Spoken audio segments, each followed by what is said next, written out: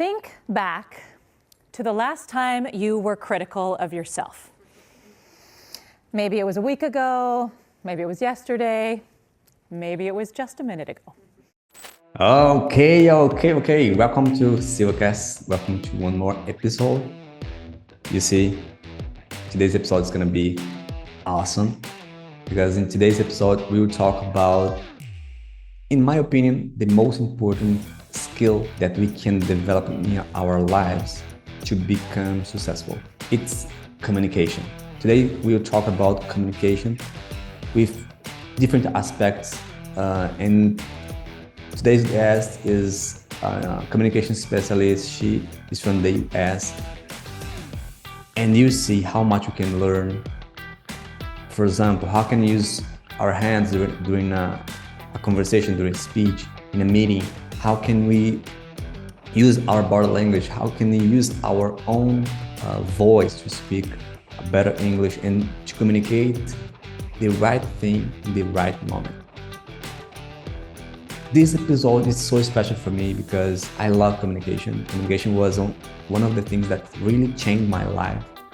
And I want you to change your life too. So don't miss any part of this conversation because I am sure that everything we talk today will help you to improve your life, to improve your English, and to become successful as you want, okay? But before we just start, I want to ask you, as always, click the button below, like the video, subscribe to the channel, and let's jump right in.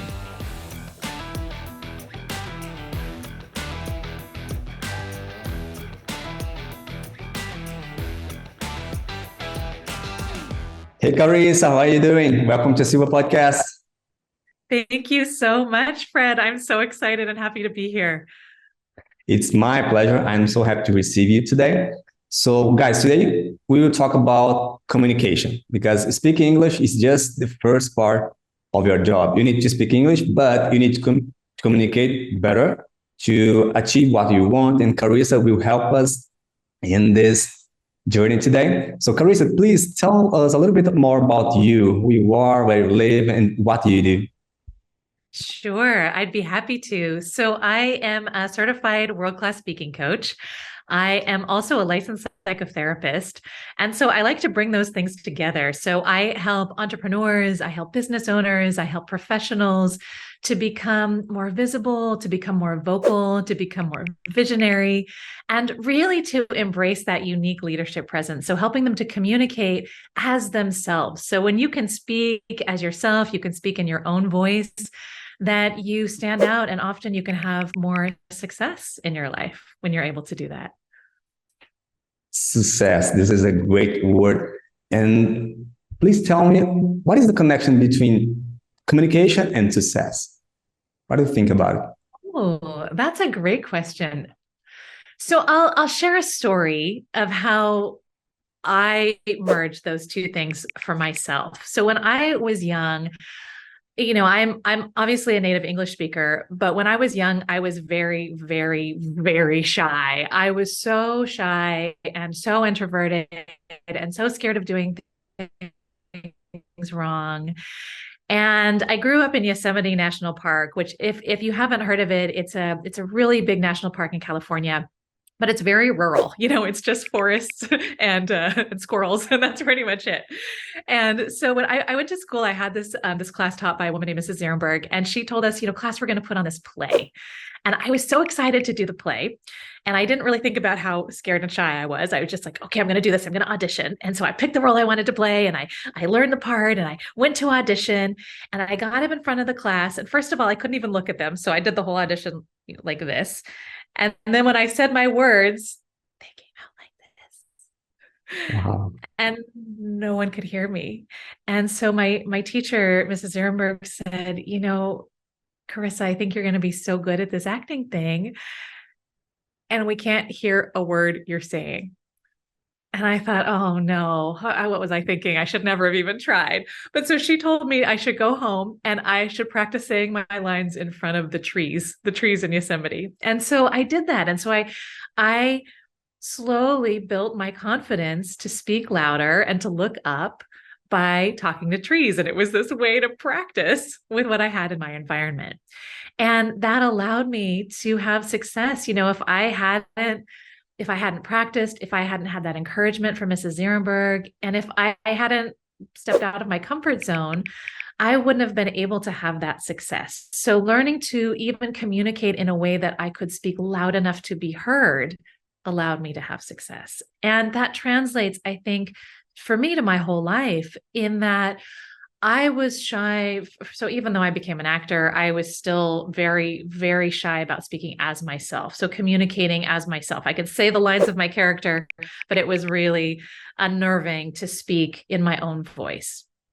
And so the more that I practiced, the more that I reached out, I went to Toastmasters, I got coaches, I practiced, I got out of my comfort zone, the more comfortable I became.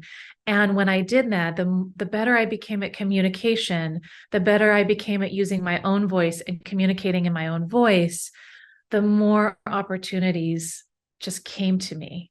They just started to drop into my lap because I was putting myself out there and communicating. You are prepared to get that opportunity, right? Because you already did the hard job before, like pushing yourself out of your comfort zone, speaking with the trees, and pushing yourself to become better.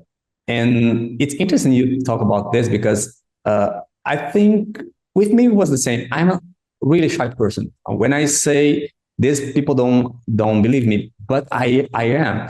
And I need to work every single day in this aspect to become better because it's from my nature, it's not easy to communicate, even in my own language. In English is the same challenge. And I had quite a similar situation like you. I was embarrassed when I was a kid to open my mouth and speak in front of people. I was like terrified. When I need to do that, I was terrified. I didn't open my mouth for anything. So growing up, I decided to change that because I noticed that if I don't change, if I won't change this, I will never achieve what I want, because communication is part of being successful in same area. So it's really interesting because people that was born like shy, that developed these skills. So how can a shy person can develop this like you did? Mm-hmm. Mm-hmm. Well, if I go back even to that early story with Mrs. Ehrenberg, that the most important part of that success was Mrs. Ehrenberg, was my teacher.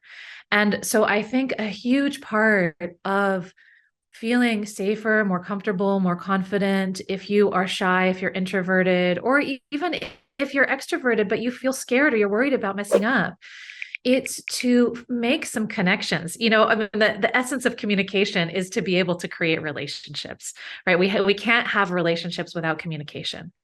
And so maybe the first step in communication is communicating with the people that you do feel safe with, or reaching out to communicate to somebody who can support you, to watch your,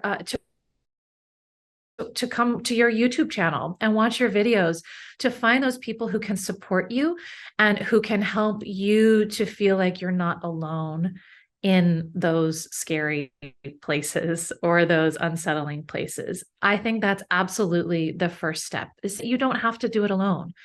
You can use communication to reach out and create a little team for yourself, Oh yeah. A lot of people together can help you to push yourself a little bit more and improve than you are alone. So great tip, great tip. You talk about connection. I saw one of your videos that you said, focus on connection, not perfection. I really love that phrase because sometimes we are like trying to be perfect before we open our mouths and make a presentation or whatever. But when you focus in something else, like nothing to be perfect, but just to communicate your ideas, you can move on and achieve what you want. So focus on connection, not perfection. Could you speak a little bit more about it? Because I think this is a really interesting point that can help people to, notice that maybe you are looking to the wrong thing. I love that you brought this up. This is one of my favorite quotes, focus on connection, not perfection. And it comes from one of my mentors. His name is Craig Valentine, and he's an amazing public speaker and public speaking coach.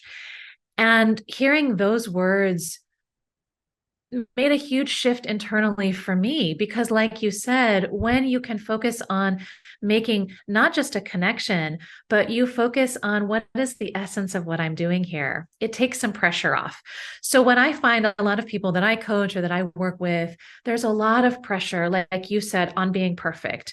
And maybe for your listeners, there's some pressure. So if you're listening, you may feel this way, that you feel pressure to be able to speak perfectly before you really put yourself out there, before you put yourself in maybe more edgy situations where the stakes are higher.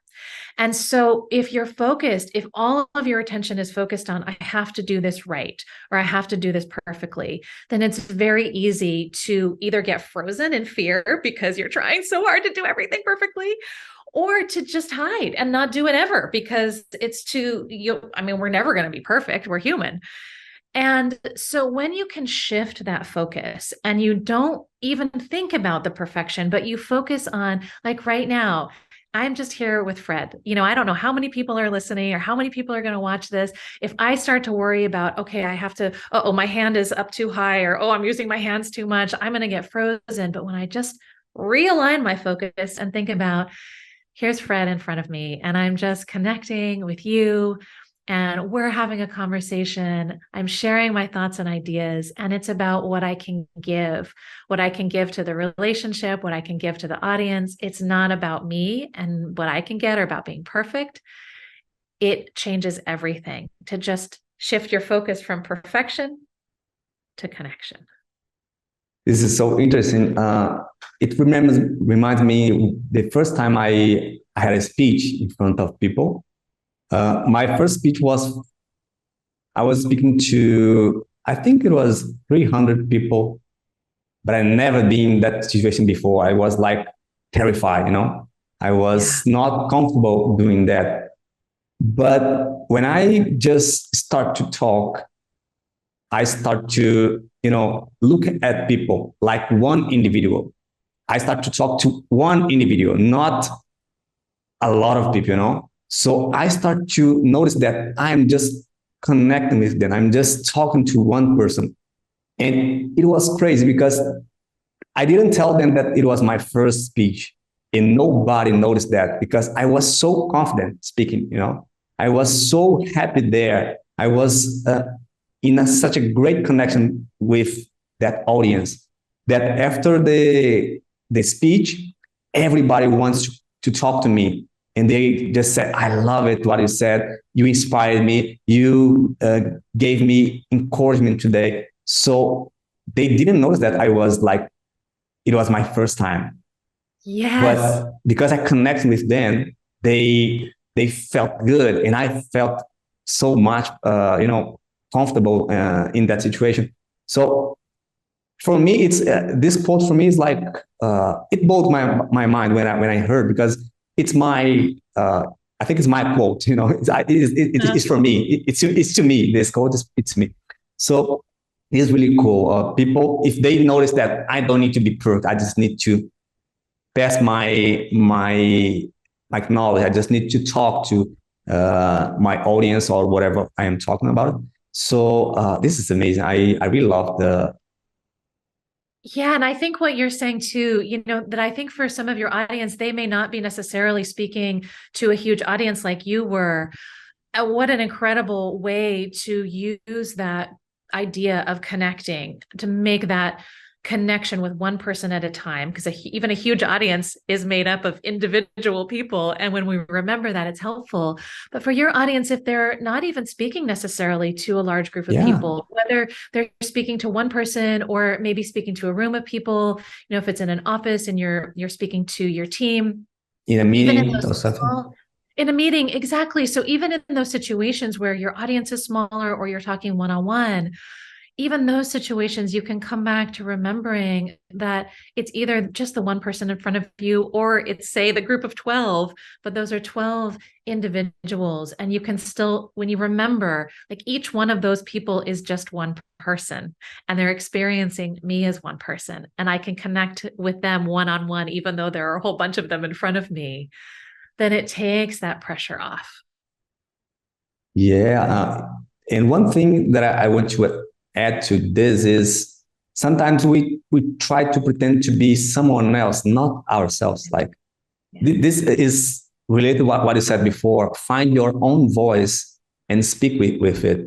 Right now, for example, I'm here as Fred. I'm not like trying to be someone else because I'm not perfect. I make mistakes. Sometimes I don't communicate the way I want, but it's me. I am talking to Carissa as Fred in the way I can, using my own voice. I think this is interesting. And I want to, if you could please tell me a little bit more about how can we find this own voice that we have, that maybe is I think is the best way to communicate whatever is in a meeting or with a big audience, but speaking as you, not as someone else, or to pretend to be someone else.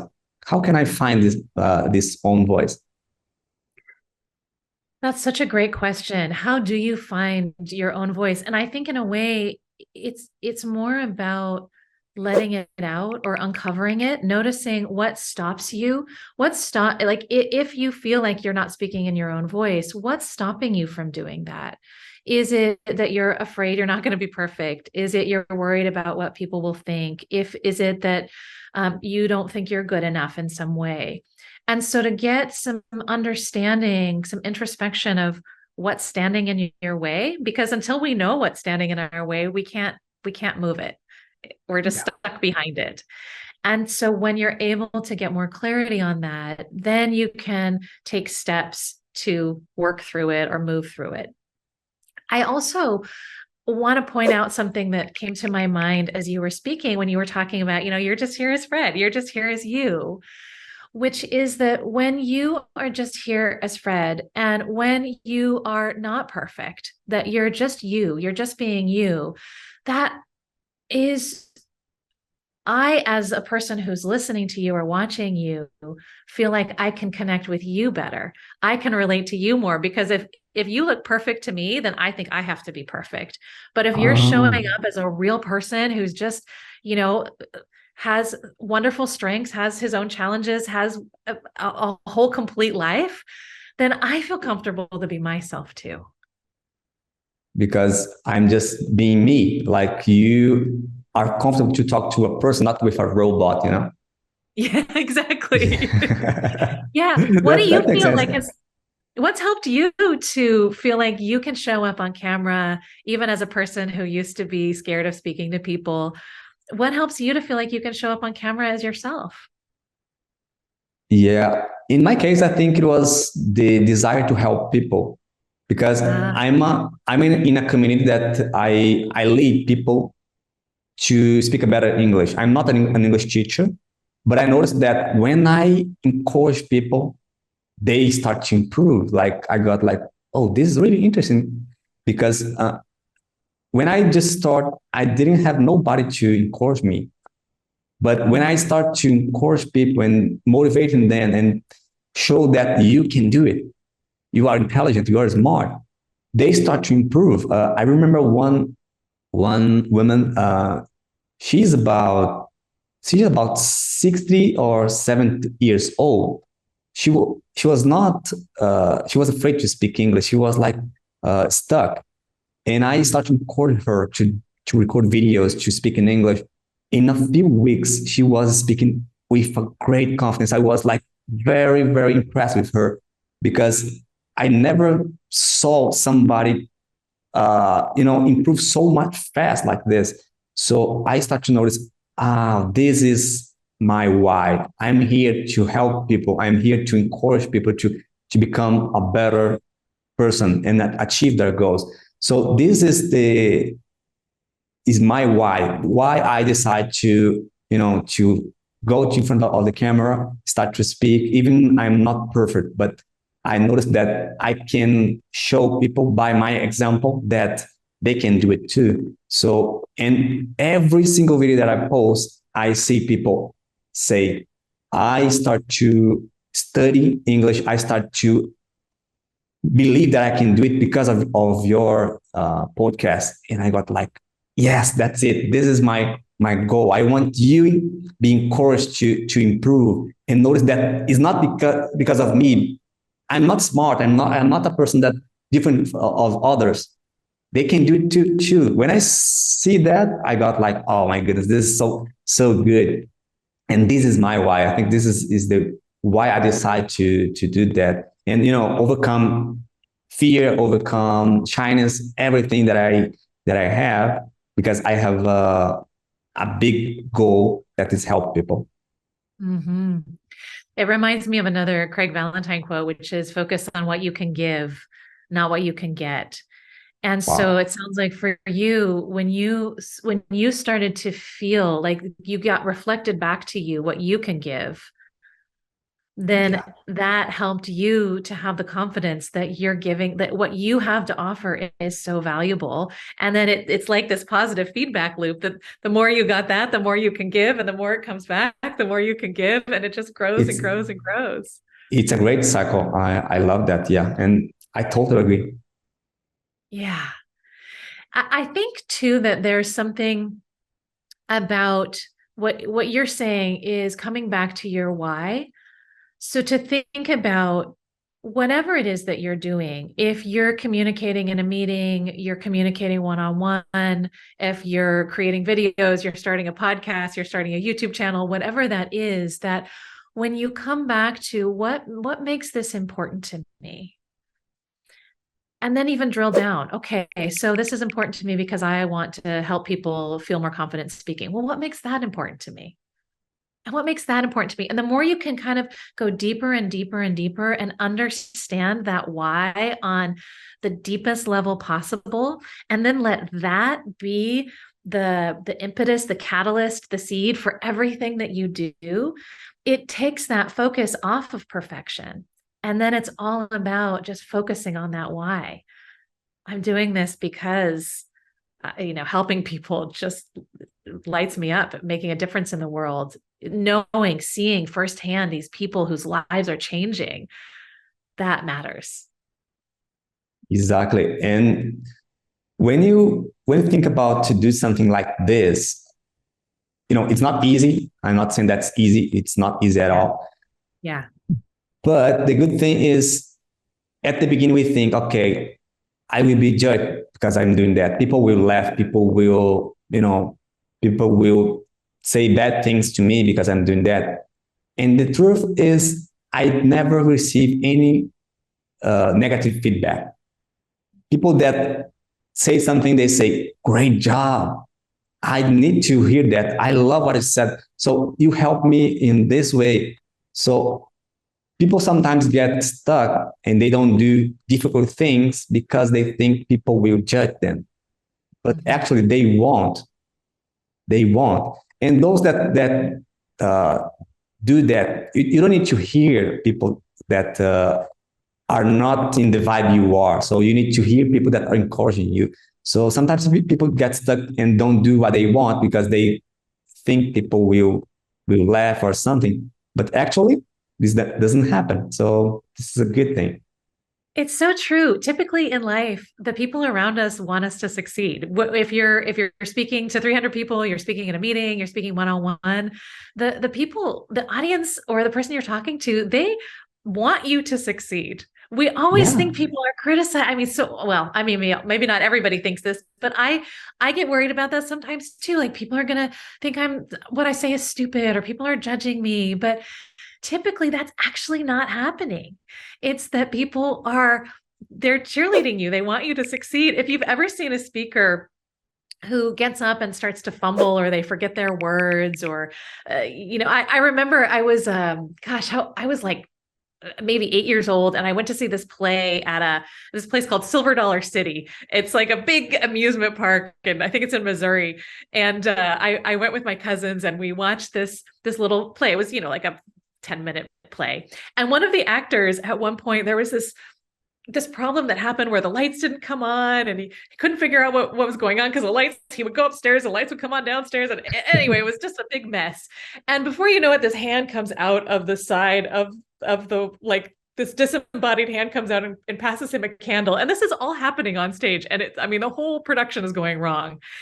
And we, as the audience, we were laughing so hard. And pretty soon the actor on stage starts laughing with us. He falls down to the seat, and he's just laughing with his head in his hands. And that is one of the best moments I've ever seen on the stage, because it was just all about being in the moment together, laughing together. It wasn't about being perfect. It was just about having that moment of connection. And we didn't care, as the audience. We didn't care that he messed up. We just loved that he was real. And you never forget about it. You never forget about it. This is the most important thing. And I never forgot about it. Yeah. Yeah, but we were rooting for him. We weren't judging. We weren't like, oh boy, this production is dumb. We were loving it. It was like the best thing that could have ever happened. Yeah, it's the same thing. I think people are not, they don't care about this. They just want to be used to be successful, as you mentioned. So yeah. I think there is another piece too, which is something that I try and help my clients with, is remembering that sometimes there are people that are going to judge you. There are people that are going to love you. There are people that are going to have judgments about you. There are people that are not going to care, and they're going to feel neutral. And when you can fully embrace that that's the reality, that yes, there are, people are going to judge. And when you can just acknowledge it and say, you know what, yeah, that is going to happen, rather than I have to prevent that from ever happening. Because when we try and make it never happen, then we feel like we have to be perfect. But when you just accept, like, okay, some people aren't going to like me, or some people are going to judge me, I'm just going to turn my attention on these people. The people that do support me, the people that are getting something from what I'm saying, the people that want to listen to me, the people that encourage me, then you can take the pressure off of being perfect. Yeah, and this is kind of, you need to talk to the right audience, like in business, in whatever you are doing. I think the right audience make a lot of difference, right? Mm-hmm. That's right. That's right. And keeping your focus there, like we were talking about earlier, focus on connection, not perfection. When you focus on connection, you don't have to try and connect with the people who aren't going to connect back. You can focus on connecting with the people that you can connect with. In life is like this. You don't become friends of people that don't like you. You connect with those that like the way you are, the person you are. So connect with people that want to do that. That's right. And Carissa, I saw on YouTube a speech that you gave to TEDx, and I love that. I think is really cool. So let's talk a little bit about presentations, because I noticed that you are master doing that. The speech was amazing. People love it, and you are like very confident in everything. So what is the secret we can apply to, presentations at work, in a meeting, or whatever, if you are talking to an audience? What are the most important thing I need to take care to have a good presentation, to show my ideas properly? That's a great question. My TEDx talk is the art of being your own best friend. And I do think that's an important part of presentation skills. Just this idea that of befriending yourself, loving yourself, connecting with yourself, giving yourself grace, no matter what happens, whether the presentation goes exactly like you wanted to or it doesn't. So a lot about what we're talking about is not just connecting with other people, but also connecting with yourself and being your own best friend. So in a way, what I speak about in TEDx, I think applies to any speaking and any presenting. But then when it comes down to the logistics, the more nitty gritty, number one, I think is what we've been talking about, is focus on connecting with your audience, know who they are and why you're speaking to them. And so the first thing that I always ask my speaking clients is, what do you want your audience to think, feel, or do differently as a result of this presentation? So ask yourself that first. Think about who your audience is. Is this an audience of your peers? Is this an audience of stakeholders? Is this an audience of people that you are giving a training to? Why are they there? And then what do you want them to think, feel, or do differently as a result of this presentation? And when you start there, that's your destination. So that's where you want to take them by the end of your presentation. And when it's like when you're going on a trip. I was just talking to a client of mine about this. It's like when you go on a trip, you don't just think like, okay, maybe sometimes you do, but typically you don't just go, I'm going to go get in the car and just see where I go. You are going to take a trip. You have a destination in mind of, I'm going to go visit Fred in Brazil, and I know I'm going to go there, and this is how I'm going to get there. I'm going to go in my car. I'm going to book my flight. I'm going to go to the airport. I'm going to fly here, and then I'm going to take a taxi or whatever it is. You make that plan. It's the same thing when you're giving a presentation. Figure out where you're going first, and then craft your material to take your audience there. So that would be, I would say, after focusing on connection, is to know where you want to go. What is your destination? And what's the journey you're going to take your audience on to get there? I need to apply this in my podcast because it's really cool. I don't think exactly what I want people do after my presentation. I didn't think about that before. I love it. I think my episodes, it's gonna be better after this conversation because I will apply this tip to the conversations, because I need to think more about what is the destination, what I want people do after watch some episode. So thank you. You're welcome. Can I add a little more to that? Would that be helpful? Yeah. For presentation skills. So I call it the inspirational journey method. That's what I call this presentation structure. So first you come up with the destination, and then you think about, okay, if we're going on a journey together, what are the islands that we need to travel to in order to be able to get to that destination? So you think about, what are the points that I need to make in order to help people think, feel, or do differently, whatever it is you want them to think, feel, or do differently. So as you're creating your outline, when you have the end in mind, you can get more clear on what points you need to hit, or what topics you need to hit within that whole presentation. And then the third part that I think is incredibly important is that rather than thinking of you're just going to come and plunk information on people, that you want to invite them to go on this journey with you. So when you can invite people to go on the journey, they're going, rather than, I'm going to be a pirate and come and I'm going to get you and we're going to go together. You don't want to force them to listen, but entice them and invite them to listen. And so when you start a presentation, if you start with something that's engaging, in marketing or social media, we might call that a hook, or even in YouTube videos, we often start with a hook. So you want to hook them in a way that gets their attention, and then make them some kind of a promise. Like, when you listen to this presentation today, you're going to walk away with the ability to create your own YouTube channel, for example. You're going to walk away with something cool. When you listen to this conversation, you do this, Fred, before the intro of your videos. When you listen to this conversation between Carissa and I, that you're going to walk away with these points. And so you're giving your listeners a reason to give you their time and attention, and you're inviting them to come on the journey with you. One more time, it's about connection as well. So this hook make you connect with the audience and make them want to be part of this journey. So That's right. wow, I'm learning so much from you, Carissa. I love it. I think definitely my videos is gonna be so much better after this conversation. Oh, wow. I'm so glad that I can share some of what I've learned. Let me ask you about this. You talk about hook.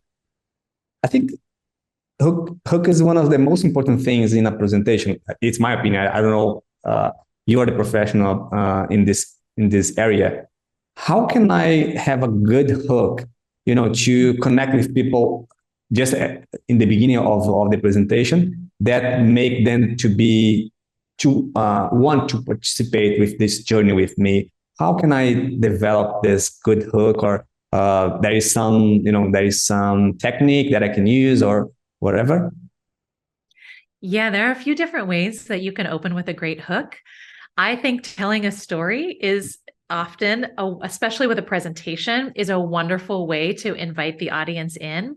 But even before you tell a story, asking a question. Asking a Mm. question that either it's something that's going to pique the interest or the curiosity of your audience, or they'll immediately say yes to, and they'll feel that connection. So, for example, if I was going to tell that story I told about Mrs. Zierenberg, I might start that if I was giving a presentation and that was a story that I was going to open with, I might first ask, have you ever had a teacher? Raise your hand. Now I'm already engaging the audience and I'm asking a question that they're probably all going to say yes to. It's a lot of speakers, especially new speakers, they'll ask a question. I even did this when I was first crafting my speeches. I would say things like, have you ever had a speaker that you really loved that changed your life and that taught you something valuable? Like, what? Huh? I don't know. Maybe. I'm not sure. What did you say? But to ask a simple question that people are going to say yes to will engage them much more quickly. So you might say, have you ever had a teacher?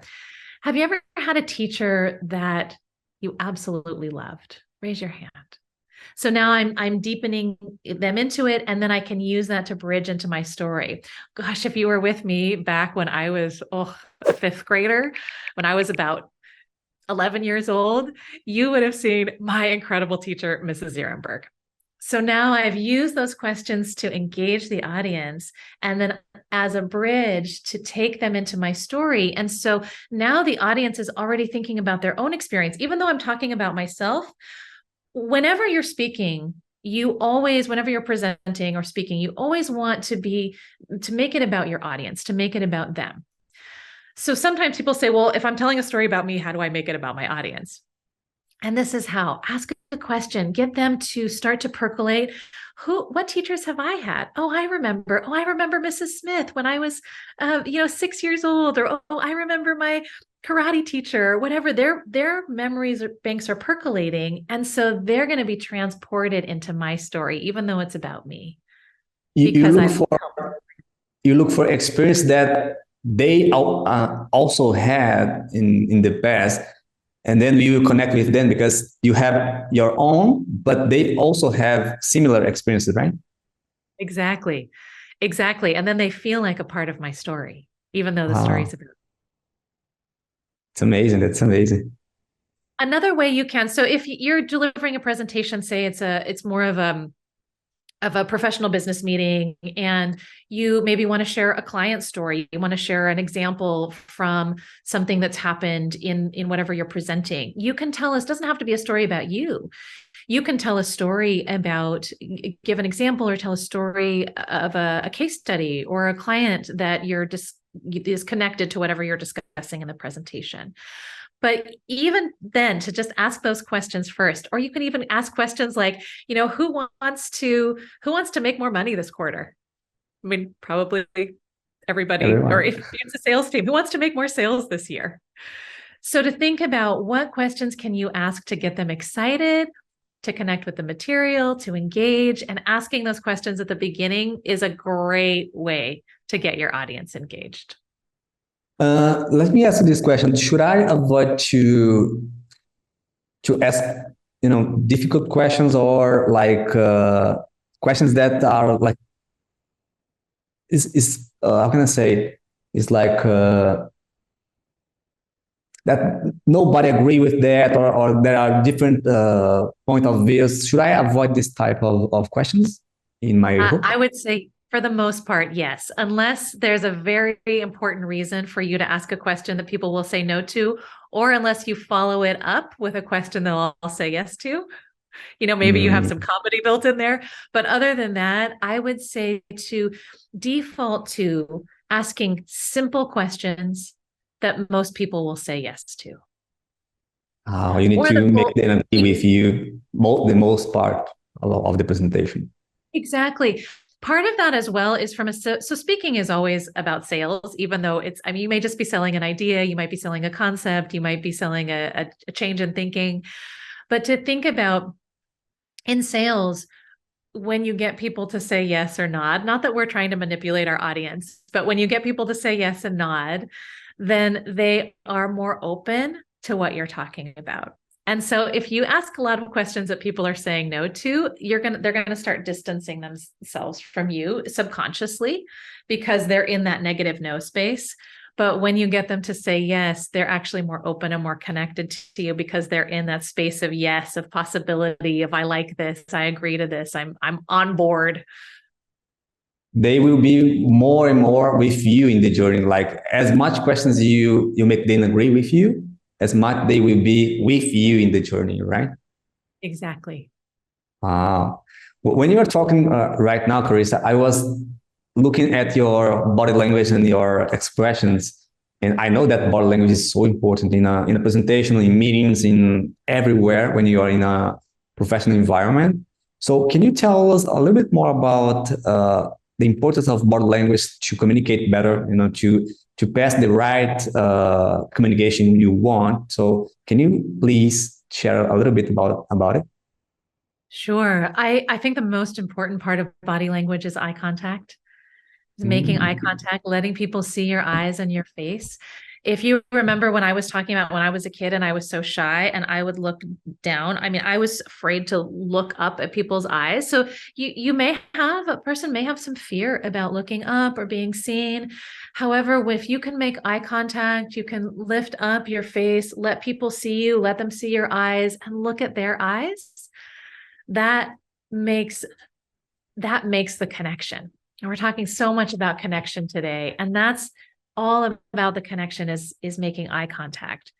And I like to think about not just like I'm looking at the person's eyeballs, but to think about I'm looking into that person. So I'm looking deeply into that person as I look at their eyes, which is I think an easier way to make a connection. And then it doesn't just feel like I'm just kind of like, I'm supposed to look at your eyes. So I'm looking at your eyes now and I'm Just feeling kind of staring. weird. Now I'm staring at you. It So could I be would say intimidating. It could be intimidating. So it's not a good approach, right? that's right. It could be intimidating. Yeah. So looking deeply through the eyes rather than looking at the eyeballs. And then in terms of other types of body language that are important, if you're on camera, this is not body language, but I think it speaks to our body is like you maybe if you're watching, you may notice that both Fred and I are in the center of our cameras, that we have, just a small amount of space above our heads, that we're, somewhere above the center line of the screen, because once you start getting down here like this, that it does change the way people perceive you.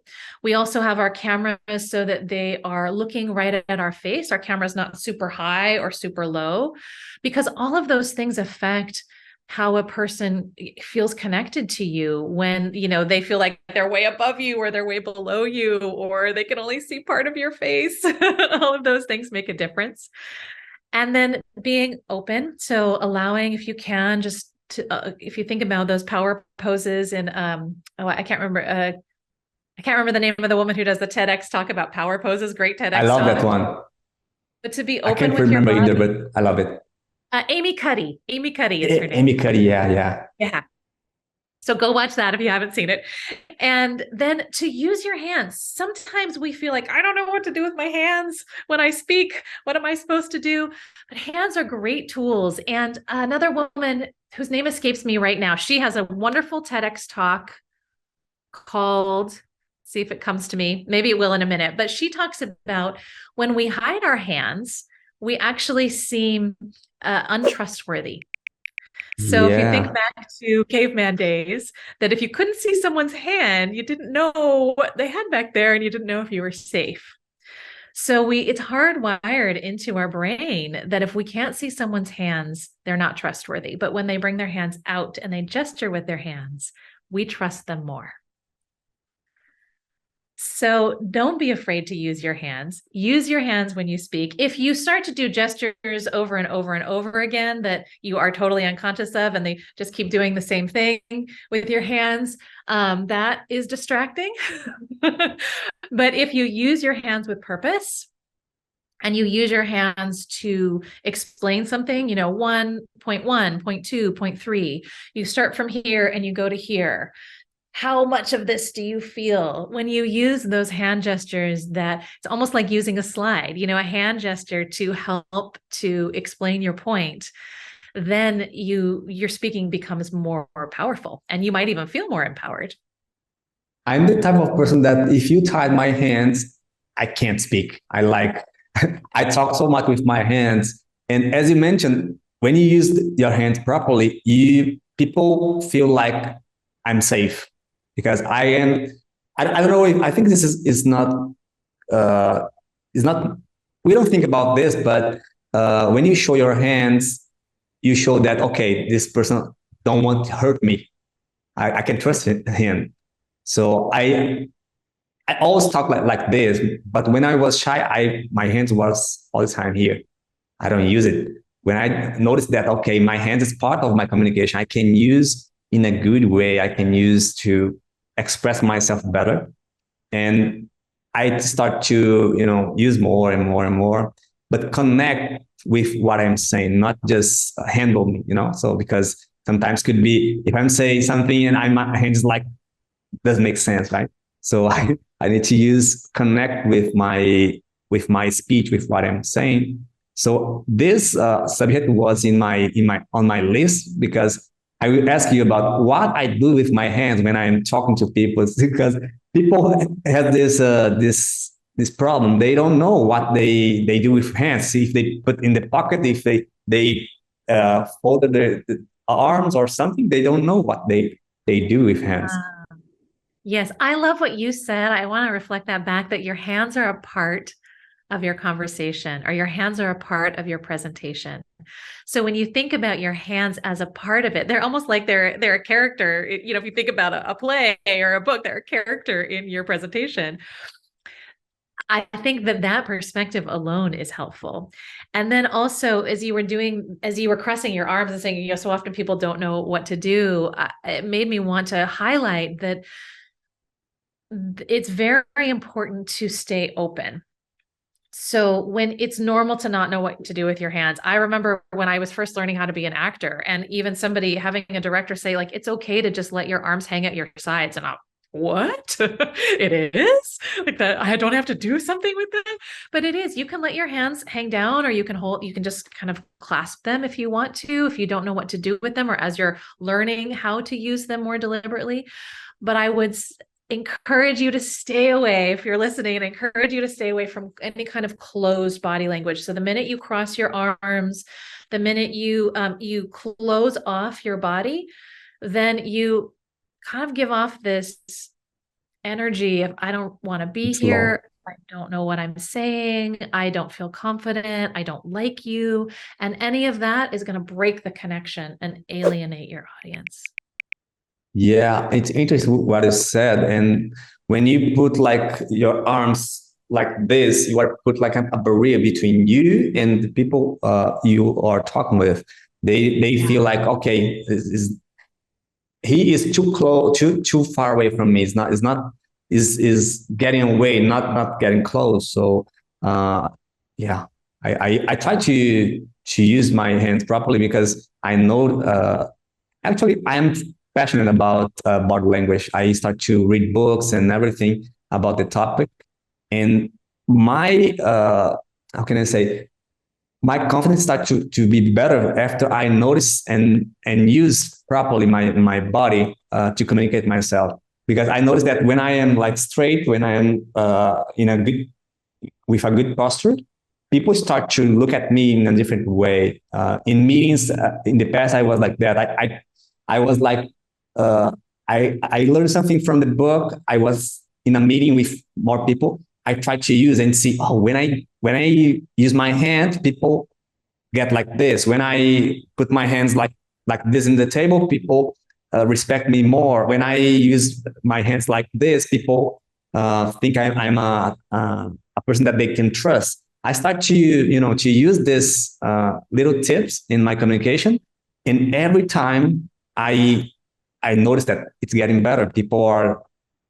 They like what I'm saying. They are more connected because I start to use my body uh, together with what I was saying. So it was a little bit about my experience with body language. I love this topic. I think we can have a whole podcast just about body language.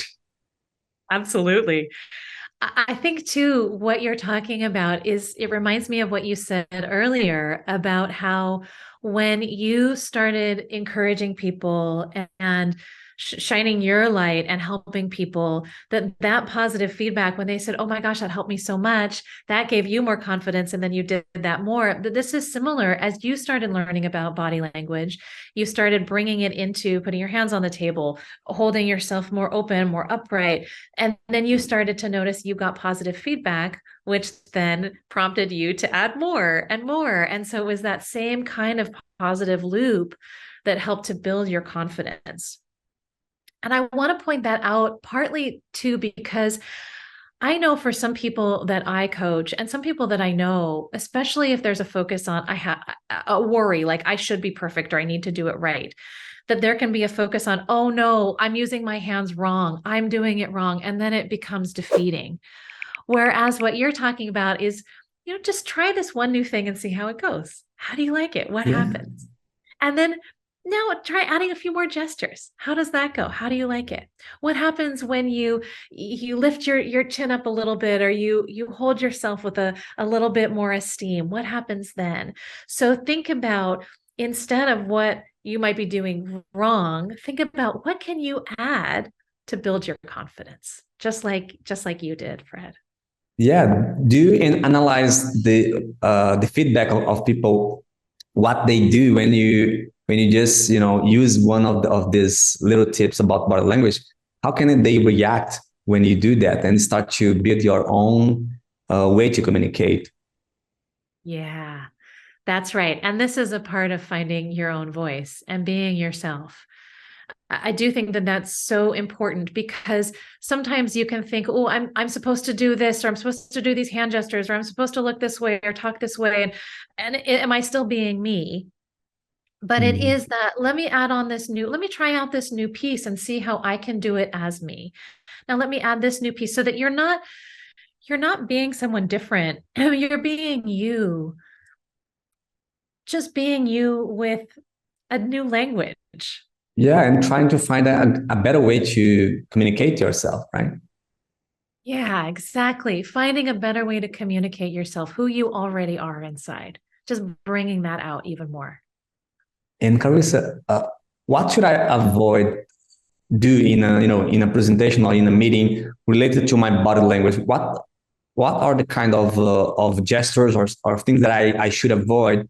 To because I don't want to pass a wrong perception or things like that. I like to say, claim your space. Claim your space. Trust that when you are presenting, it is okay to take up space. That's why you're there. So take space. Take space with your body, take space with your gestures, take space with let the energy of your face and your eyes take space. And that, I think, to do that, instead of thinking about what shouldn't I do, think about what can you do? What can you do to claim your space? How can you plant your feet? How can you be solidly present in front of this audience? How can you use your hands to make that a part of what you're doing? And then you naturally will avoid some of those pitfalls.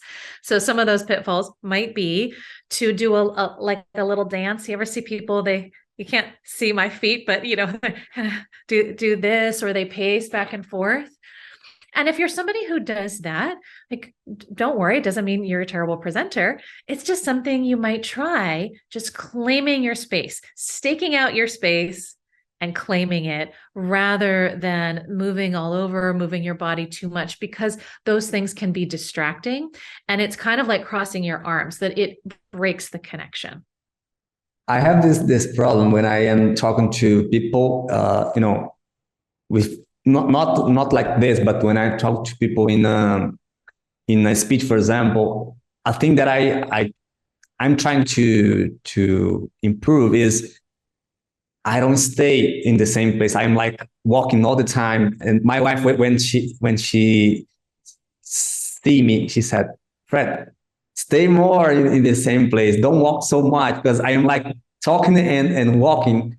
How can I improve this aspect? Because I know that if you are walking so much, you pass the information that you are like nervous or something. How can I, to balance this situation? Think about using your legs just like you use your hands. So you've become so good at knowing how to use your hands as a part of your speaking, that they're a tool. Think of your movements, your body movements around the space in the same way. So move with purpose. So just like we talked about using your hands, if your hands don't have any purpose and they're just flying around, or there's this like nervous little ticks like I'm doing here, or I have this thing that I just keep doing the same thing. I have no awareness of it.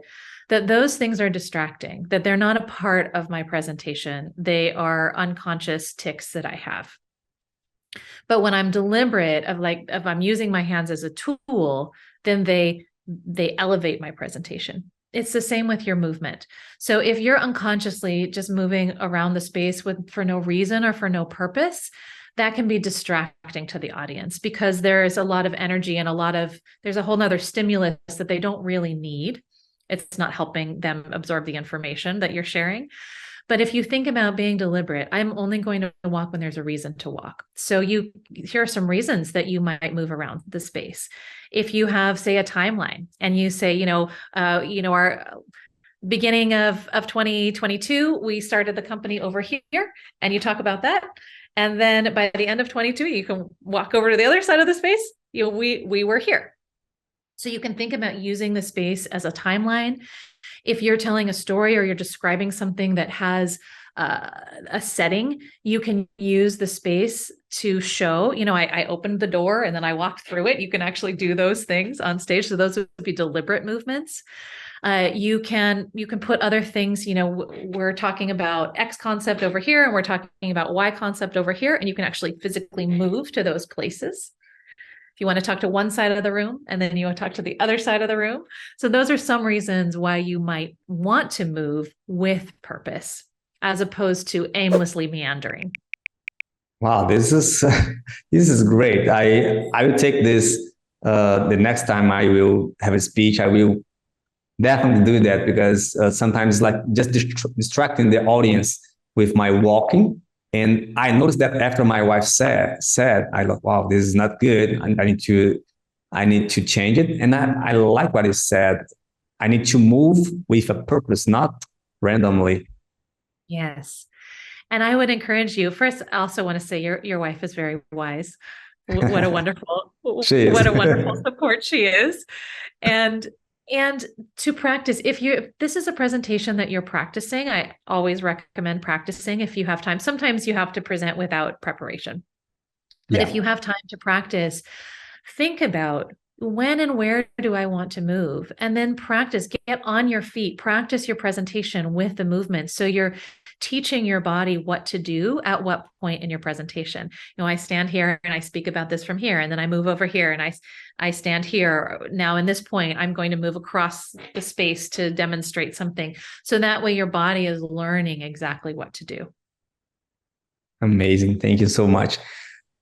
One more thing, Carissa, that I think this a lot of people that are watching us right now, they have the same problem. I have this problem too. It's about filler words. Like sometimes it's really hard to avoid it, but I know that we need to avoid this sometimes this type of words because the conversation or the presentation doesn't get so good because of that. How can I handle with filler words? How can I use it in a good way if there is this possibility? Sure. First, I'll give a plug for my very favorite speaking platform. It's called Yoodli, Yoodli. And you can go and join for free, and it will help you with your filler words. This is one of the coolest ways to decrease filler words in your speaking. It's an AI platform. It gives you analytics on your filler words. So if you go and you record a speech, say, or you practice an interview in Yoodli, it will tell you exactly when and where your filler words are, how many you're using, and it will help you to decrease them because you're bringing awareness to those filler words. Yoodli was one of the founders of Yoodli. His name is Varun Puri. He wanted to create the speaking platform specifically to help kids in India who want to become better speakers, but don't have a place to practice or want to be able to practice without the pressure of an audience. He's from India himself. And so that's why he created this platform. So it's a wonderful place for non-native English speakers to practice their English. What is the name? And there's a game you can play even.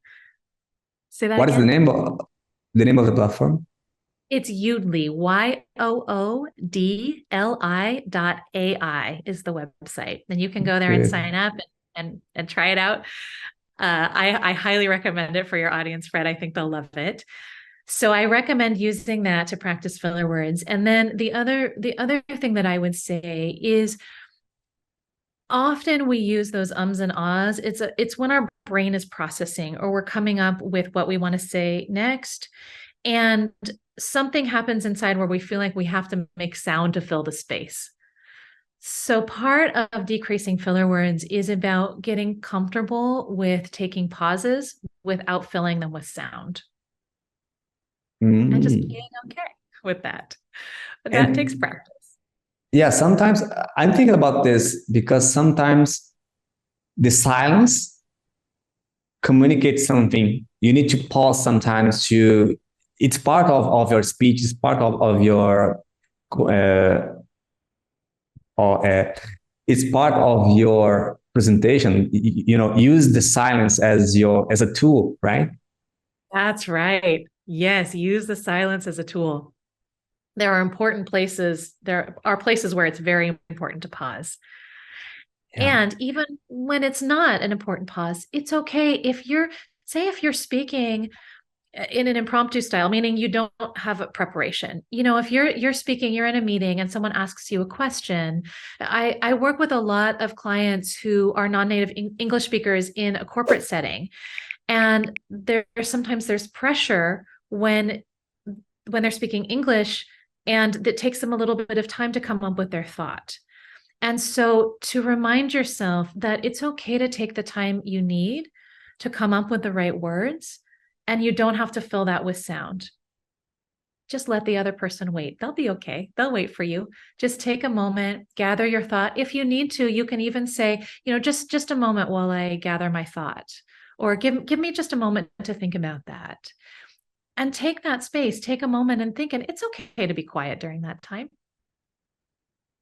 I love our conversation. I think for me it was so special, and I think for the students as well, if they just follow your tips today that you gave today, they will be so much better in their communication because it's so simple, but we don't do that. It's kind of simple things that we should know, and we don't. And sometimes just I need to know about this and use it, right? That's right. I didn't know about these things either. I had to learn them too. That's amazing. That's amazing.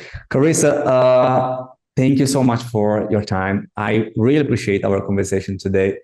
for me was very helpful. And I hope the students that are watching us, they can put these tips into practice, because it will make a lot of difference. It's not about the English, but it's about the way they communicate themselves and the way they want to speak, the way that they want to communicate with others.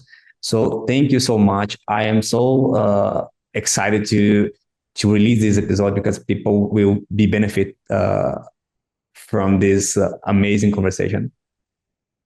It's been my pleasure. This has been so much fun. I've really enjoyed and really value our conversation. Thank you so much. And if they want to know more about you, where they can find you?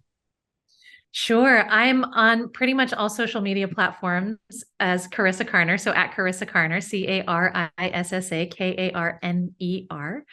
And then I also offer public speaking coaching, and I have a new program coming out called Lead as You to help you speak and lead as yourself, increase your speaking skills, be able to fully embody that uniqueness that is you. I do TEDx coaching and I do other speaking coaching. So you can find me at leadershipwithcarissa.com is my website. So connect with me on social media, find me on my website, or just reach out to me, even through the comments here. I'll check them and I'd be happy to respond. And her YouTube channel is amazing. Check it out. The link is in the description. You will learn a lot. And Carissa, the last question, and every person that I interview, I ask this type of question, and I want to ask you as well. If you can give just one tip for those that want to improve their communication, what this tip would be? Trust that the person you're speaking to wants to hear what you have to say. Wow. And they'll wait. This is good. That's it, guys. I just love this conversation. I hope you apply this tips that Carissa gave us today. And if you like this conversation, please hit the like button, subscribe to the channel, and I'll see you in the next episode. And follow Carissa on Instagram and YouTube. You will learn so much. So see you in the next episode. I hope you guys have a wonderful day. Talk to you in the next episode. Bye-bye.